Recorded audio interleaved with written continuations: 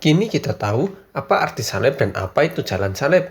Tapi pertanyaannya adalah, apa yang harus kita lakukan untuk mengikut Yesus? Apakah kita juga harus ikut disalib dan melalui jalan salib?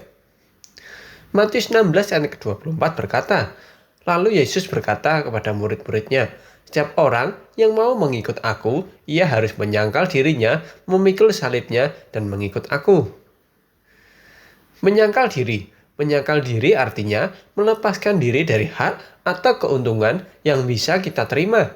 Contoh nyatanya adalah Tuhan Yesus mengosongkan dirinya sendiri dengan melepas haknya sebagai Raja, Allah yang Maha Kuasa, dengan turun ke bumi dalam rupa manusia. Bisa saja Allah turun menjadi seorang raja tak terkalahkan, yang mengalahkan semua musuh-musuhnya dan berdiri di atas tahta tertinggi untuk mengadili semua orang. Tapi justru pada kedatangan yang pertama, Tuhan Yesus turun sebagai hamba Allah yang taat sampai mati. Dia menyangkal keilahiannya dengan membiarkan umat pilihannya sendiri mengadili Dia yang tidak berdosa dan maha adil. Sangat berbeda dengan kita yang sebenarnya tidak memiliki apa-apa tapi sombong. Maukah kita menyangkal diri kita sendiri, hak kita, ataupun keinginan kita demi mengikut Yesus? Pada awalnya, Petrus menyangkal Yesus karena lebih mementingkan nyawanya, dan Yudas menjual Yesus hanya demi uang. Tapi mereka berbeda. Yudas memilih mengasihani dirinya sendiri dengan mati bunuh diri. Sedangkan Petrus meninggalkan manusia lamanya dan hidup demi Yesus sampai mati. Inilah yang disebut menyangkal diri, yaitu hidup tidak seturut keinginan diri sendiri, tapi hidup menurut Bapa kita, yaitu Yesus Kristus. Apakah kita lebih mencintai nyawa kita beserta dengan dunia ini lebih daripada Yesus? Pilihlah Yesus yang telah menyelamatkan kita dari kematian dengan ganti nyawanya. Matius 10 ayat yang ke-33 berkata, "Tetapi barang siapa menyangkal aku di depan manusia, aku juga akan menyangkalnya di depan Bapa-Ku yang di surga." Memikul salib. Memikul salib artinya memanggul salib dan berjalan. Berat salib yang dipikul Yesus sekitar 130 kg dengan jarak yang ditempuh sekitar 600 meter. Tapi perlu diingat, bukan jalan yang mulus karena harus melewati jalan sempit, penuh orang yang menghina, mengolok-ngolok, atau hanya sekedar menonton, dan terakhir harus naik ke atas bukit.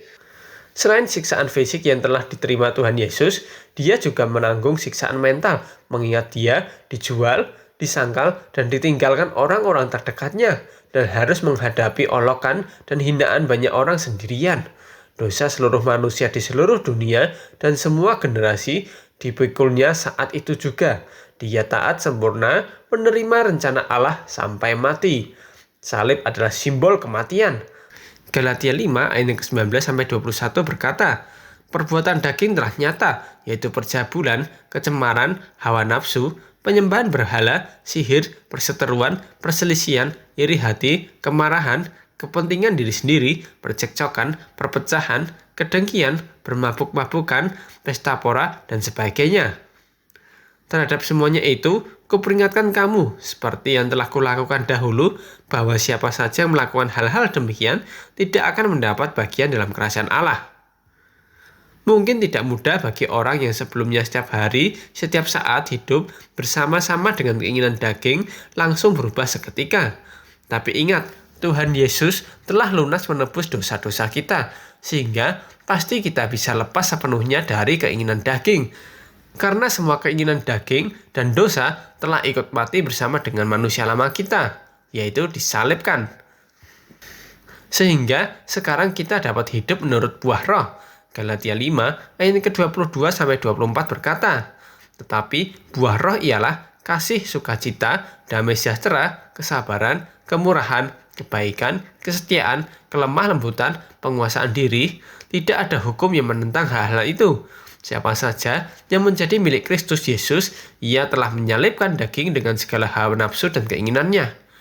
Kita harus memikul salib kita masing-masing, penderitaan yang harus ditanggung karena mengikut Yesus, yaitu matinya manusia lama yang disalib.